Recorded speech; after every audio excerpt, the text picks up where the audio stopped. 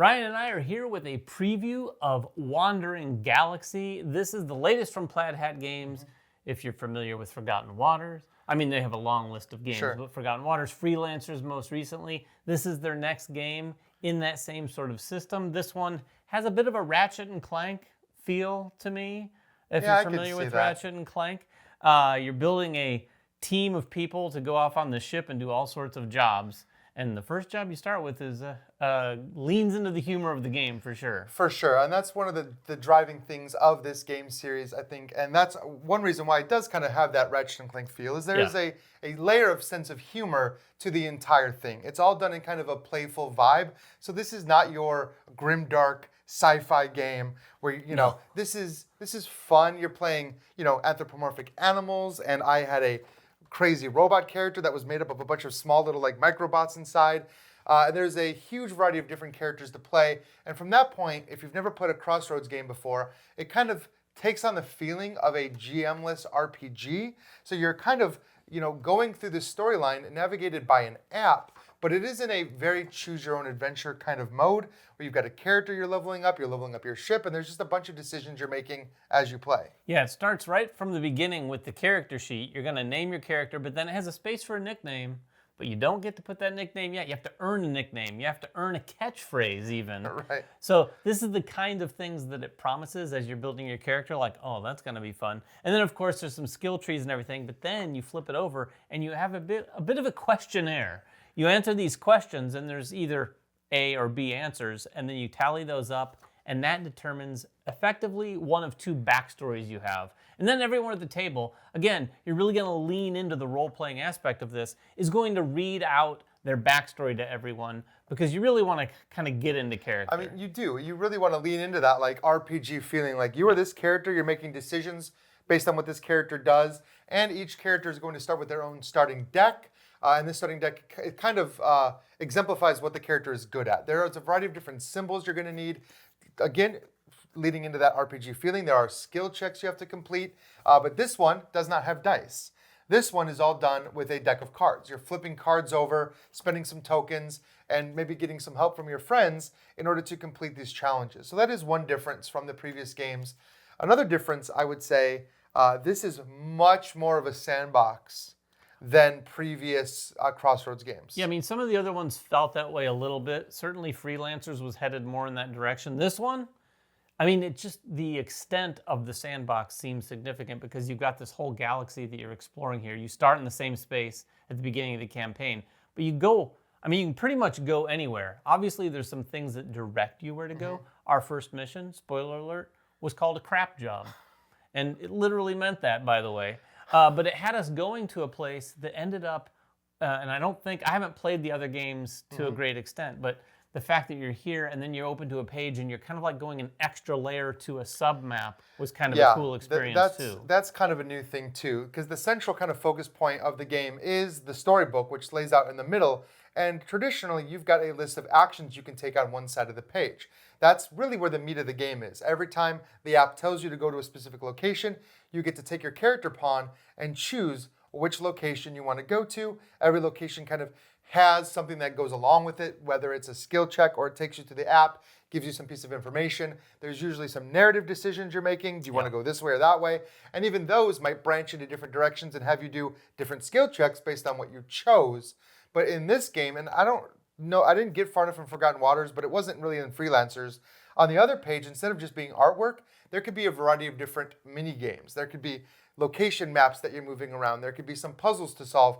There can be some ship-to-ship combat, which is kind of what we have here. Is this is in fact the very first mission. Yes. So don't worry about any spoilers here. We're in the midst of this, but yes, this is a preview mission. So this is the very first mission. It's kind of a ship combat, and you're kind of, doing that as well. So that's kind of a new element. So you're kind of managing those mini games, the actions, the map. But whereas Freelancers was kind of designed to be played through in a night, this is not. This is the kind of game where they expect you to hit a stopping point, pack it all up, come back and continue playing, because this is more of a long sandboxy, like I said, campaign where you kind of get to control the pacing, and really you can spend as much time as you want playing in the campaign.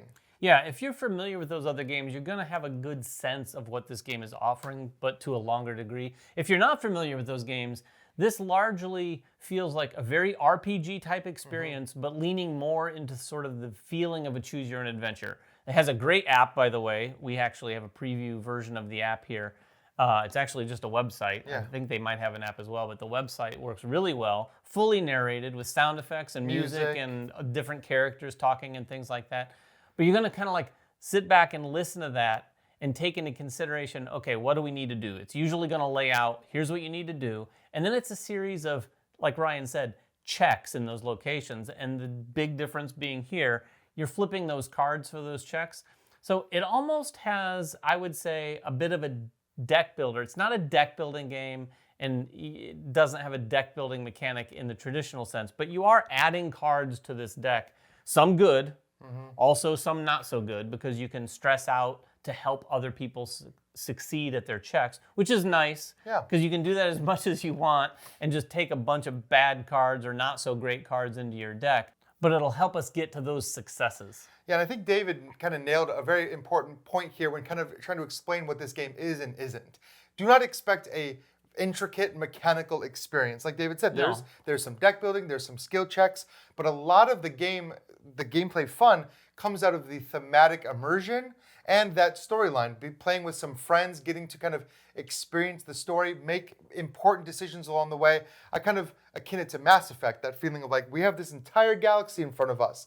The game is driven by completing these job cards, and while you get to choose from multiple scenarios, and each scenario does have like specific jobs that are linked to that scenario and kind of a different start to the storyline, you're going to be intermixing all of these different job cards into the game, and each job card kind of tells you to go to a specific place, do a specific thing, bring a thing to this location, whatever. And all of these come with their own narrative chunks, their own set of decisions, and they all kind of interweave together to tell your particular campaign story. Yeah, I think it's important to note that the pacing that goes along with that is such that you're going to have high points and low points in this story. There's going to be parts where you're just listening and kind of like doing some kind of mild actions on one page. Then all of a sudden, a climax happens in the story and you're in a fight, helping to save something in outer space against maybe some pirates or something like that. And then you're moving to these, all the characters or all the players at the table command these different stations. There's 6 stations. In a 2-player game, you just split them up, but you can play so that everyone has one if you have a larger group. And then you're going to be doing different things. In fact, some of those roles actually have things to do all throughout the game. There is someone who's supposed to be in charge of the app, for example. But when it hits the fan, so to speak, there's going to be certain things where people can go into action. You're going to use your security station to use weapon systems that are in your ship to attack in different sectors around your ship. These cards, I can only imagine, are going to be cards that potentially get upgraded. Since they're cards, after all, it seems somewhat variable there as you play the game. Yeah, I think these different stations are kind of the fun of the game, and that hails back to the immersion I was talking about, because when you sit down to play, you're not just the character, you're the science officer, you're the navigation officer, so the security officer, engineering, operations, logistics. Each one has a particular role. Navigation gets to handle everything with this space map. They're setting our waypoints. They're moving around the ship. Security is handling all of the combat. Operations is handling all of the map. So it's giving players things to do every single time. So you're not just really just sitting there just like watching. It's going to ask you particular points, even if it's simple as science, lower the life support system because you're losing life support. Okay, that's my job. But I'm also managing all the different science projects that we're getting and kind of choosing how we're going to be doing that.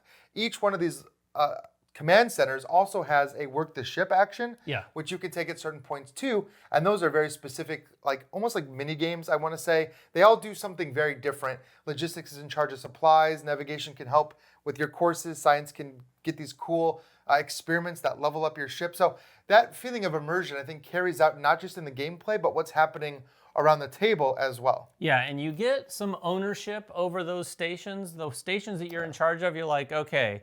And then as you're taking sort of the work the ship action, which you can do periodically, you're going to be in charge of using those on your stations. You might say, hey, I need supply. Yeah. And you're not in charge of supplies. So you need to communicate to another player at the table, do we have a supply? Because I could use it to do this, because that is going to help me on this station. Let me do a second thing on this other station because we really need more power, because we need power to get around the map in the next.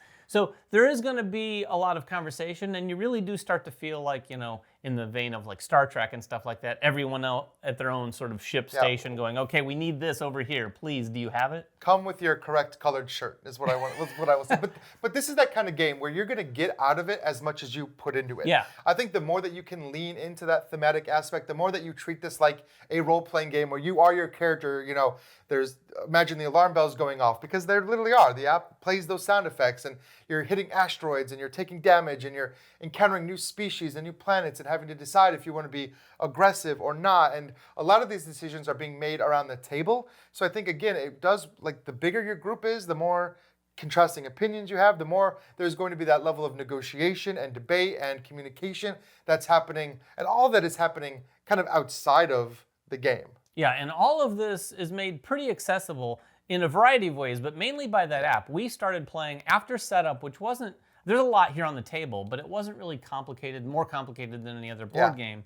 And the app then just kind of like pushes you in the right direction and kind of like handholds you for quite a while. And in fact, it actually will walk you through the setup as well. We skipped that part. But don't let any of this intimidate you. And also, I would say, once you have it all set up, you don't want to look at it and go, okay, what's everything going to do? Because back to that pacing comment I made, there's going to be things that you're looking at on some of these command stations that might not come into play immediately.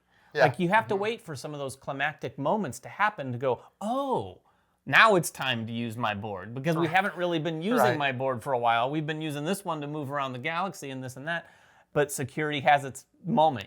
All of them are probably going to have their moments. And even in what we played, we didn't see each and every single one happen in that way. No, and again, that leans into the fact that this is meant to be a longer paced out game. I mean, the whole goal here, operations kind of controls, the game only ends if you reach 7 profit, which is the goal, or if you reach 7 threat, which you lose. And again, those paces could be up to you, because looking at this galactic map here, you can just kind of putz along, and I want to stop here. Yeah. I want to find every secret. That's what I would want to do. I want to do all the side quests. Or you're like, okay, we're going to rush through and try to get, which you really have to make those decisions, because as you play, you start to get low on supplies. You start to get low on life support. Your ship stations take a lot of damage. You got to decide, like, can we really risk stopping here? Because if we do, maybe we will die, and that would be bad. So maybe we need to get back to the station, try to find some way to heal up and repair, and then we can go back and maybe do that side quest. That is true. You're probably going to have to make some decisions where you miss out on some things in the interest of getting what you meant to do in the first place done.